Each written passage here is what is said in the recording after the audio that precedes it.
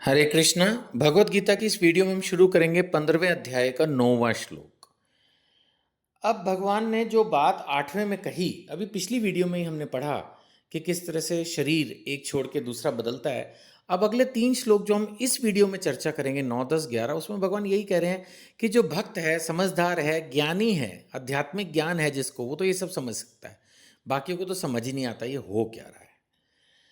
अभी हम बात करते हैं 9वें श्लोक की। इसमें भगवान कह रहे हैं, इस प्रकार दूसरा स्थूल शरीर धारण करके जीव विशेष प्रकार का कान, आंख, जीभ, नाक और स्पर्श इंद्रिय यानी त्वचा प्राप्त करता है। नेचुरली अब देखो, कुत्ते बिल्ली की त्वचा वगैरह सब कुछ अलग है, मनुष्य की अलग है, हाथी की अलग है, मछली की अलग है ना, चिड़िया की और इन सब की अलग है, पेड़ तो बिल्कुल ही अलग है। इस प्रकार दूसरा स्थूल शरीर धारण करके जीव विशेष प्रकार का कान, नाक, जीभ, नाक और स्पर्श इंद्रिय प्राप्त करता है जो मन के चारों ओर संकुचित है।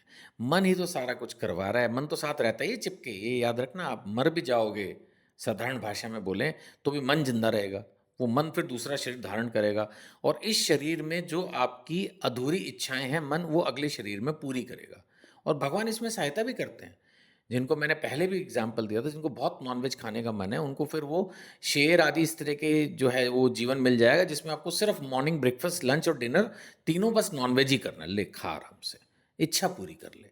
जिनको बहुत ज़्यादा स्त्री का संग करने का शौक होता है, उनको भगवान बंदर, कबूतर, आप गूगल करेंगे तो पाएंगे ये, मतलब इनके बहुत ज़्यादा फीमेल पार्टनर्स होती हैं और ये दिन में मतलब नहीं कितनी बार संग करते हैं, 10 बार, 20 बार, 50 बार, ऐसे कुछ पढ़ा है मैंने।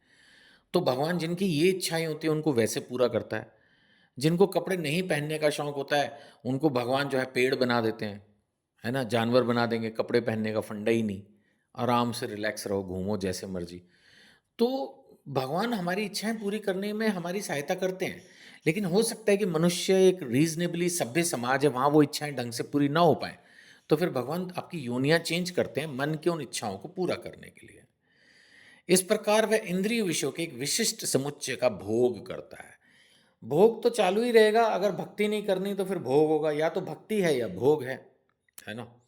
10वें श्लोक में अगर हम चलें तो हम देख रहे हैं कि यहाँ भगवान कह रहे हैं कि जिन्होंने आध्यात्मिक ज्ञान नहीं लिया, ये मूर्ख हैं। मूर्ख ना तो ये समझ पाते कि जीव किस प्रकार अपना शरीर त्याग करता है, ना ये समझ पाते कि प्रकृति के गुणों के अधीन वह किस तरह के शरीर का भोग करता है। उनको कुछ समझ ही नहीं आता, प्रकृति के गुण, अध्यात्म, भौतिक जगत कुछ समझ नहीं आता। उनको बस लगता है रात को सो जाओ, सुबेरे उठ जाओ, दिन में रोटी खाओ, पैसा कमाओ, शाम को स्त्री का संग करो और सो जाओ, बस यही हमारा जीवन है। इससे ज़्यादा उनको कुछ समझ ही नहीं आता है। बच्चे पैदा कर दो, फिर बच्चे और बच्चे पैदा कर देंगे 20 साल, 50 साल बाद, 30 साल बाद, बस यही जीवन है। वो लोग लगता है पता नहीं हमने बच्चों की शादी कर ली तो क्या महान काम कर लिया। भाई वो तो सभी कर लेते हैं ना, इसमें क्या बड़ी बात है। अगर आपने आध्यात्मिक ज्ञान लिया, दूसरों को दिया, तब तो बड़ी बात है। आत्मा परमात्मा समझ पाए तो बड़ी बात है। नहीं तो बस फिर तो खाना पीना सोना बच्चे पैदा करना। अब मानो मेरी बात को, हो सकता है बुरा लगे, लेकिन बुरी लग जाए तो अच्छा है, शायद तब भी समझ पाओ। ये कोई महान काम नहीं है, ये तो सभी कर लेते हैं।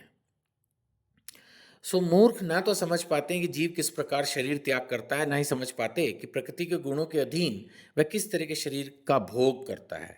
लेकिन जिसकी आंखें ज्ञान में प्रशिक्षित होती हैं, एक्सपर्ट है, जो भक्त है, ज्ञानी है, वह यह सब देख सकता है। भक्त को तो पता चल ही गया, जिसने भगवत गीता ध्यान से पढ़ ली, सुन ली, समझ ली, उसको तो सब पता चल ही गया। एक श्लोक, 11वां श्लोक और ले रहे हैं, 15वां अध्याय 11वां श्लोक।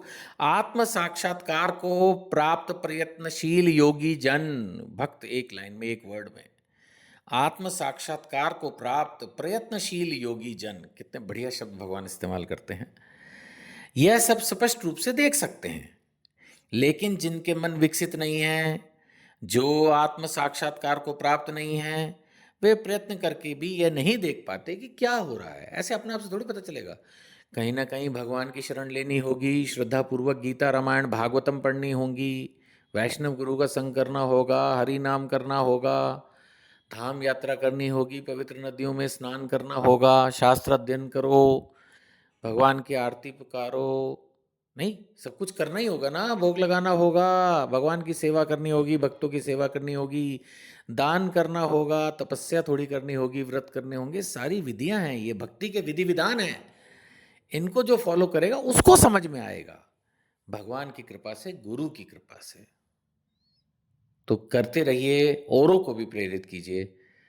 अगर हमसे जुड़ना चाहते हैं, कोई सेवा में मदद कर सकते हैं, प्रचार में मदद कर सकते हैं, तो वीडियो पर नंबर दिया है, जरूर संपर्क करें। हरे कृष्ण।